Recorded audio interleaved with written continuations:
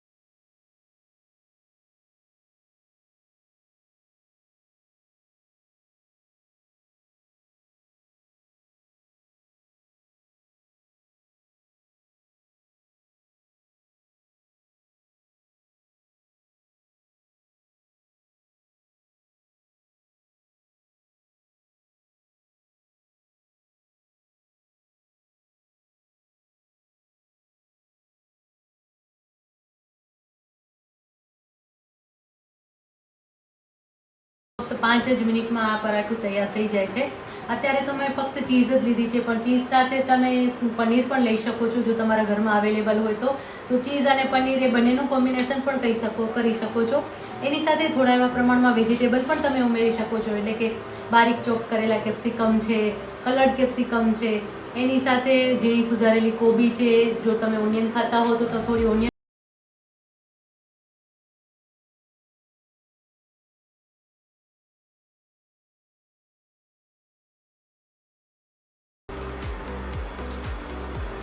Cheese અંદર melt થઈ રહ્યું છે અને પરાઠું છે એકદમ સરસ ફૂલી રહ્યું છે.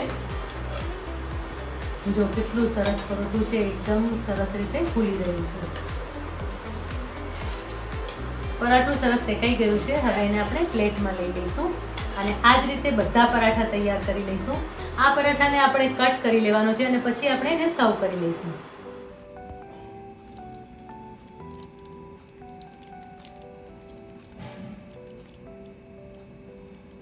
આજે આપણે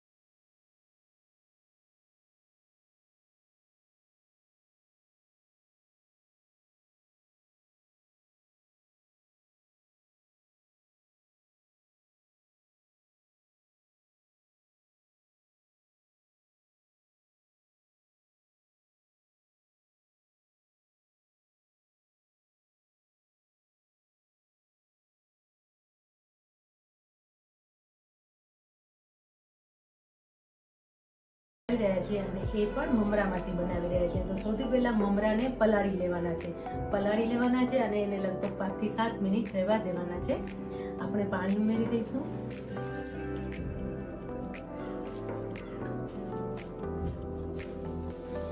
અને એને આ રીતે 10 મિનિટ માટે પલાળી દેવાના છે અને પછી બધું જ પાણી નીકાળી અને એને કોરા કરી લેવાના છે. જે રીતે આપણે પૌવા પલાળતા હોય ને, પૌવા બનાવતા હોઈએ અને પૌવા કઈ રીતે પલાળતા હોય છે એ જ રીતે આપણે મમરાને પલાળી લેવાના છે. ઘણા લોકો મમરામાંથી ચટપટી પણ બનાવે છે, એ પણ આ જ રીતે બનાવતા હોય છે કે મમરાને પલાળી લેતા હોય છે અને પછી એની અંદર પાણી નીકાળી અને એને વઘારતા હોય છે અને મસાલો કરતા હોય છે. પણ આજે જે રીતે આપણે જે મમરા બનાવવાના છે એ નાસ્તો એટલો સરસ બને છે ને, અને આ જે ભેળ છે ચાઇનીઝ ભેળ એ બહુ જ ટેસ્ટી બને છે. તમને ખાતી વખતે ખ્યાલ પણ નહીં આવે કે આ મમરામાંથી બનાવેલી ચાઇનીઝ ભેળ છે. એટલે ઇન્સ્ટન્ટ નાસ્તો તો કહી જ શકો છો, પણ એની સાથે સાથે તમારા ઘરે કોઈ ગેસ્ટ આવ્યા હોય ને તો પણ તમે એને સરસ રીતે સર્વ કરી શકો છો. હવે આ મમરાને આપણે લગભગ 10 મિનિટ માટે રેસ્ટ આપીશું, જેથી કરીને બધું પાણી જે છે એટલે મમરા પાણી એબ્સોર્બ કરી લેશે અને મમરા ફૂલશે નહીં પણ મમરા સોફ્ટ થઈ જશે, એટલે કે અંદર ઓસવાઈ જશે. જો તમને અત્યારે પણ દેખાઈ રહ્યા છે કે મમરા જે પહેલા ફૂલેલા હતા એ અત્યારે બેસી ગયા છે અને હજી એને 5-1 મિનિટ માટે આપણે રહેવા દઈશું અને પછી બધું જ પાણી આપણે નિતારી લેવાનું છે, જેથી કરીને ઉપરનો જે મેલ કે કચરો હશે એ પણ. જો આ રીતે મેં મમરા પલાળી લીધા છે અને એને કોરા કરી લીધા છે. તમને દેખાય છે ને, એકદમ ડ્રાય થઈ ગયા છે. હવે આપણે એને વઘારી લઈશું, એટલે કે ચાઇનીઝ ભેળ બનાવી લઈશું. અત્યારે મેં 3 કપ મમરા લીધા છે અને આ રીતે 2 કપ મમરા તૈયાર થયા છે. હવે આપણે તેલ લઈશું, 2 ટેબલસ્પૂન તેલ લઈશું. ચાઇનીઝ ભેળ બનાવી છે એટલે તેલ થોડું વધારે લેવાનું છે. તેલ વધારે હશે તો ભેળ સરસ બનશે.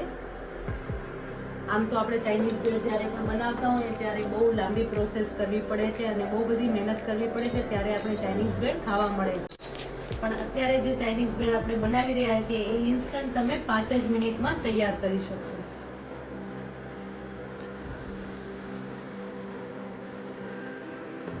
તેલને એકદમ ગરમ કરી લેવાનું છે, ધુમાડા નીકળે ને એટલો ગરમ કરી લેવાનું છે.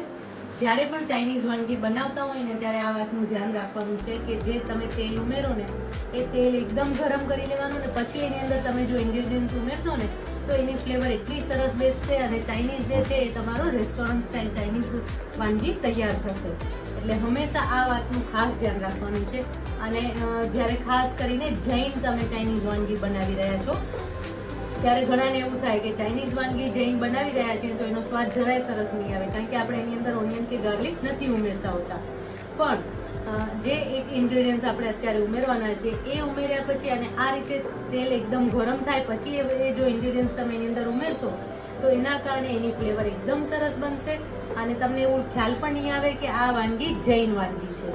હવે અત્યારે મેં 2 ટેબલસ્પૂન કોથમીરની દાંડી લીધી છે. જો તમે જોઈ શકો છો કે ધુમાડા નીકળી રહ્યા છે. હવે એની અંદર આપણે કોથમીરની દાંડી ઉમેરીશું 2 ટેબલસ્પૂન અને આની બહુ જ સરસ સુગંધ આવે છે. તમે અત્યારે જો ગમે તો આદુ પણ ઉમેરી શકો છો અથવા તો 5 ચમચી ફૂડ પાવડર ઉમેરી દેવાનો છે. 1 મિનિટ માટે કૂક કરીશું. હંમેશા ચાઇનીઝ વાનગી જે છે એ બહુ વધારે પ્રમાણમાં કૂક થયેલી નથી હોતી. હવે એની અંદર કેપ્સિકમ ઉમેરીશું, 2 ટેબલસ્પૂન કેપ્સિકમ લઈશું અને અત્યારે મેં 1/2 કપ કોબી લીધેલી છે જે ઉમેરી લઈશું. કોબી અને કેપ્સિકમ બંને લાંબા સુધારી લીધા છે.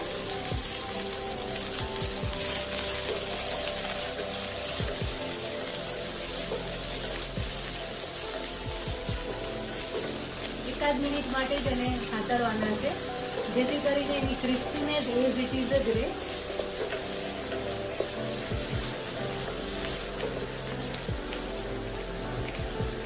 એક ટીસ્પૂન લીલા મરચાંની પેસ્ટ ઉમેરી લઈશું.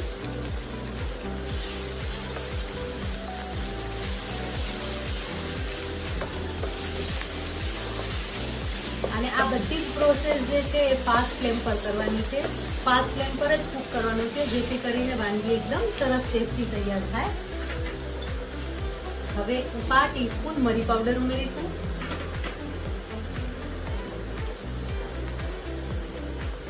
1.5 ટીસ્પૂન મીઠું લઈશું.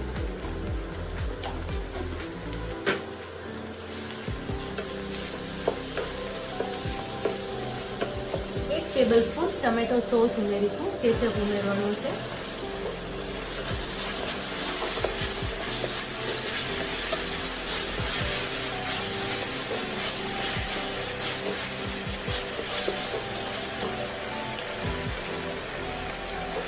એક ટીસ્પૂન સોયા સોસ ઉમેરીશું.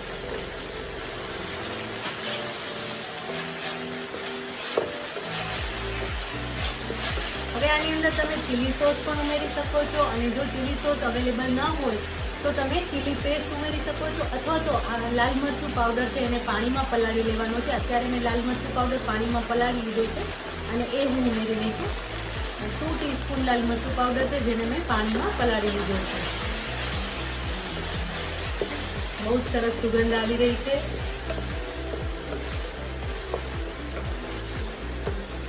હવે બાકીની જે કોબી હતી લગભગ 2 ટેબલસ્પૂન જેટલી એ ઉપરથી લઈશું, જેથી કરીને જે ક્રન્ચીનેસ છે એ વધારે સરસ રીતે આવે. જો એકદમ લુક ચેન્જ થઈ જાય છે. ચાઇનીઝ વાનગી જ્યારે પણ બનાવતા હોય ત્યારે જો નાની નાની વાતનું ધ્યાન રાખીએ ને તો ચાઇનીઝ વાનગી એકદમ મસ્ત બને છે. હવે ફ્લેમ ઓફ કરી દઈશું અને જે આપણે મમરા તૈયાર કર્યા હતા પલાળેલા એ ઉમેરી લેવાના.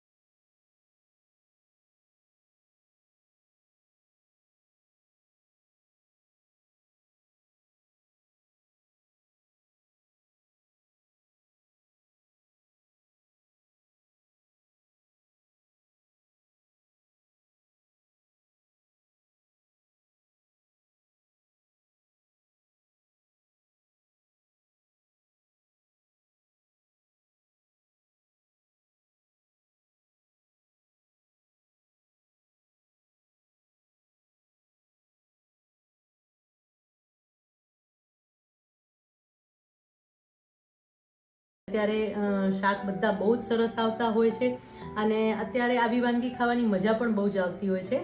2 ચમચી કેપ્સિકમ લઈશું.